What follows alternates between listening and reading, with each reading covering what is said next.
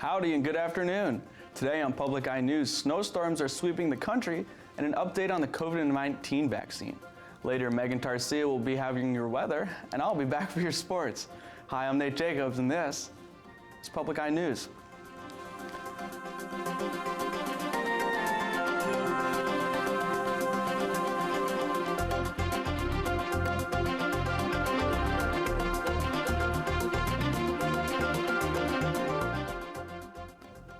Despite recent frigid temperatures, the southern UP got a little warmer than expected yesterday afternoon. Along US 2 at the Dickinson-Menominee County line, a semi-truck caught fire Tuesday in the cab area of the truck. The driver, employed by an Iron Mountain business, escaped with no injuries. Menominee County Sheriff's and Meyer Township Fire Department responded to the scene and put out the blaze. They were assisted by Michigan State Police and local EMS. And for the second year in a row, Pictured Rocks Day was canceled amidst the ongoing pandemic by the Alger County Chamber. The usual Pictured Rock Day spectacles include free Pictured Rock cruise tours as part of a Yoopers Ride Free bargain. As the usual event draws large crowds of people, the event planners wanted to make sure that there were no uncertainties. According to the Alger County Chamber and the Greater Munising Bay Facebook post, they, quote, feel it's best to hold off for another year. We want to ensure Pictured Rocks Days remain not only a safe event, but successful as well, end quote. Despite the months of planning of a fruitless event, the Pictured Rocks Days in 2022 are scheduled for June 11th and 12th. And through Governor Whitmer and the Michigan Economic Development Corporation Michigan Small Business Survival Grant Program, 6,000 small businesses received part of $52.5 million.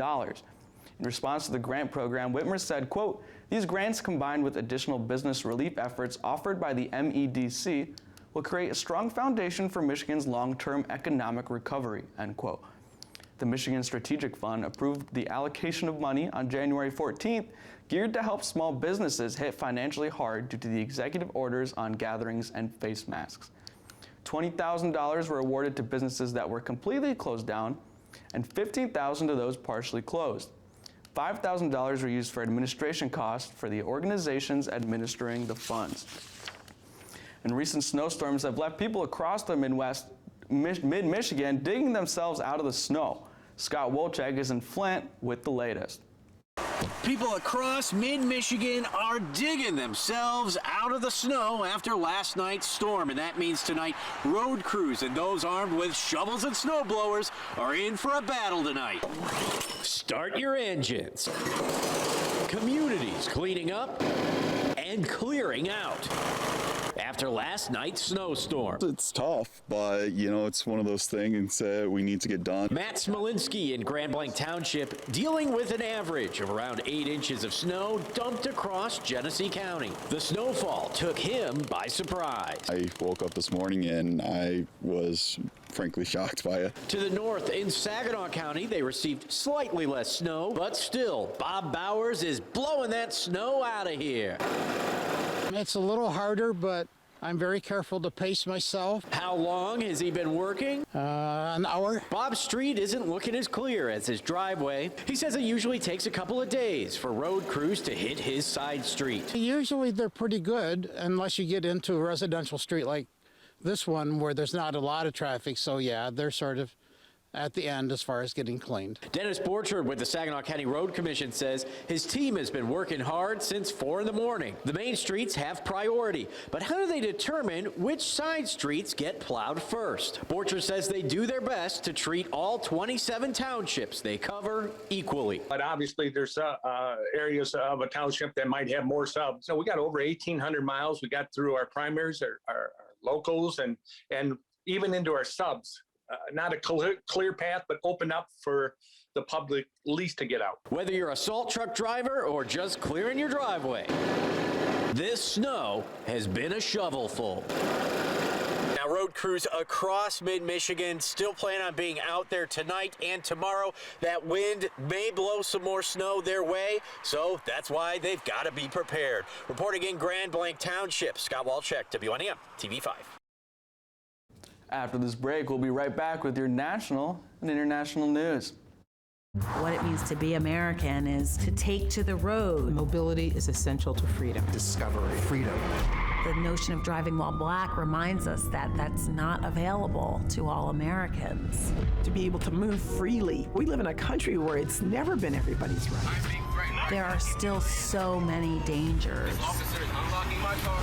We have to engage history with a kind of brutal honesty. Friday night at 9 on WNMU TV. Back. And well, it's no place like home. After a winter storm plunged the south earlier this week, nearly 3.4 million utility customers are without power. Not used to the frigid temperatures, this rare winter storm occurrence hit hard in Texas, Arkansas, and the lower Mississippi Valley. Unprepared for such weather, nearly 24 people have died this week as a result, with one couple falling to carbon monoxide poisoning while keeping warm in their car in the garage.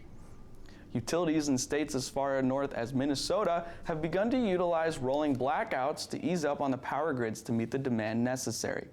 Throughout the winter storm and COVID perils, President Biden said delays in the vaccination shipments were likely. The Electric Reliability Council in Texas states that power has been restored to over 600,000 already, but 2.7 million households are still without power. And winter weather has been wreaking havoc in much of the southern U.S. this week. The bitter cold has already claimed at least 20 lives while leaving millions without hydroelectricity. Omar Villanfranco reports from Dallas, where another snowstorm is expected on Thursday. It was -2 degrees last night. There was no power. To protect her 8-month-old daughter, Tara Davis is heading for Tampa, Florida to stay with family. We spoke to her on the way to the airport. This is a chance we're willing to take to not have to have our baby out here in -degree weather. And then also to be stuck in our home for multiple days where we're not sure when help is going to come. When we left, the thermostat said 32 degrees. In Plano, Texas, Dylan Luster and his wife left their home and brought their 3-year-old and 15-month-old children to this church, now acting as a warming shelter. We're #1 country, right? But can't handle a snowstorm. Residents around the state are demanding to know when their power will return and why it has stayed off for so long in the first place. The way that ERCOT has handled this entire situation has been completely unacceptable. Governor Greg Abbott is blaming ERCOT, the Electric Reliability Council of Texas, charged with operating the state's grid. Abbott called for a full investigation into the nonprofit corporation. Bill Magnus, ERCOT CEO, supports an investigation. I think it's appropriate. I mean, we are here to serve the people of Texas. But he argues the blackouts are necessary. I think the fundamental decisions that our operators made very likely could have prevented a catastrophic blackout. The outcome of preventing that catastrophic blackout, unfortunately, turned out to be a long period of outages like we have not seen before. Another issue that's being caused by the lack of power is that water plants are having problems getting water to their customers. It's happening in Fort Worth and it's happening in Houston. Another issue that's popping up because of the cold weather, pipes across the state are starting to burst.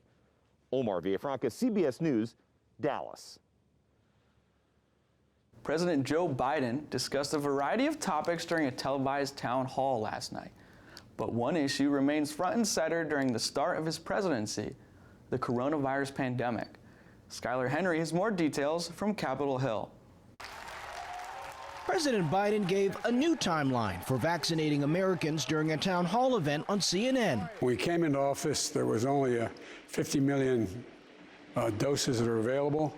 We have now, by the end of July, we'll have over 600 million doses, enough to vaccinate every single American. And he clarified his goal of reopening schools during his first 100 days, saying the new goal is to get kids from kindergarten through 8th grade back in the classroom. Many of them 5 days a week. The goal will be 5 days a week.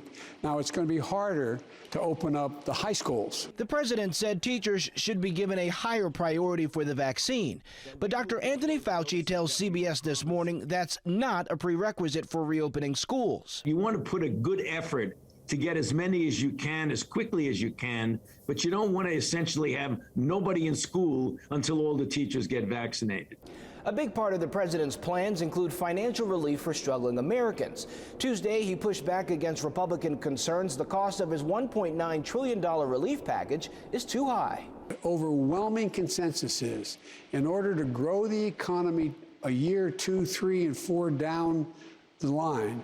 We can't spend too much. But the president says he's open to negotiating, including a $15 an hour minimum wage.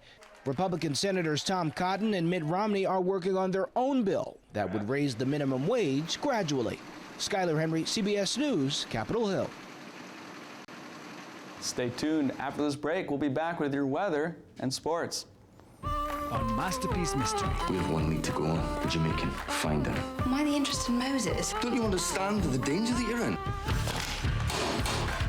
I'm not staying the night at your house. Think of my reputation. Since when did you care about your reputation? You've taken a shine to this woman. My concern is purely professional, son. Well, one thing is clear. Time is not on our side. You must leave at once. It's not safe here. The Scarlet and the Duke on Masterpiece Mystery. Sunday night at 8 on WNMU TV. Welcome back to Public Eye News. I'm Megan Tarcia here with your weather. Looking behind me is a very sunny and snowy NMU campus. Looking ahead at our current conditions, it is sunny skies with a temperature of 21 degrees. Our winds are northeast at 5 to 10 miles per hour, and our barometric pressure is 30.42 inches and rising. Looking into tonight's conditions, it'll be cloudy with a low of 0 degrees, and our winds will be 8 miles per hour coming from the west. Looking at tomorrow's conditions, it'll be overcast skies with possible snow showers. Our high will be 25 degrees, and our winds will be south at 6 miles per hour. Looking across the UP, starting in Sault Ste. Marie, it is partly cloudy with a high of 24 degrees. Manistee is sunny at 22. Escanaba is 21 and sunny. Down in Menominee is 20 at partly cloudy skies. Iron Mountain is 22 and partly cloudy skies. Ironwood is overcast skies at 17 degrees. Up in Houghton, it is partly cloudy at 22 degrees. And here in Marquette, it is sunny and 22. Looking ahead at our weekly conditions, starting with Thursday, it is a high of 25 and a low of 12. Cloudy skies. Friday will be a high of 22 and a low of 7. Cloudy skies with possible snow showers. And Saturday will be a high of 25 and a low of 8 with partly cloudy skies. Going to Nate Jacobs with our sports. Thanks, Megan. Well, the word teenage prodigy is not thrown around lightly, but the professional soccer team LA Galaxy may have found just that. Alex Alcala, just a 15-year-old from Mexico, recently signed his first professional contract. Training with the Galaxy Academy since the beginning of 2020, Alcala will start playing his career for Galaxy 2, the reserve team. Dennis Teclosi, the team's general manager, commented on the signing, saying, quote, "We believe that the structure and resources that we will provide him will allow him to continue to grow as both a player and a person. We look forward to Alex representing our club," end quote. Alcala was born in Stockton, California to Mexican parents and has represented Mexico playing soccer for their U15 and 16 teams. And today's the day. Major League Baseball fans rejoice as spring training kicked off today with pitchers and catchers reporting to camp. With the start of the season amidst the pandemic in the air, earlier this year, Major League Baseball Players Association voted against delaying baseball activities. MLB responded with a push for stricter COVID protocols as last year's shortened season saw many players and teams fall under positive COVID tests. While the MLB is not mandating players to get a COVID vaccine, it is, quote, strongly encouraged by the players' union, end quote. The new guidelines also include several diagrams to help teams follow social distancing guidelines. Opening day is slated for April 1st with all 30 teams set to play. And in a rival matchup between schools, Northern Michigan's women's basketball team lost last night to Michigan Tech. In a 63-49 loss, the Wildcats' 20 turnovers helped hand the game over to Tech as they broke away in the fourth quarter. NMU's top scorers included Elena Alay with 15 points, Kaylee Tierney with 12, and Michigan Tech's Jordan Ludisker finished the game with 21 points. Going into the half at a close score of 27-22, after the break, it was all Huskies. NMU's next basketball game is set for this weekend against Davenport with a 5 p.m. Friday night tip-off and 1 p.m. Saturday afternoon. And unfortunately, that's all we've got for you today. But from all of us down here at the studio, we hope you tune in tomorrow. Take care.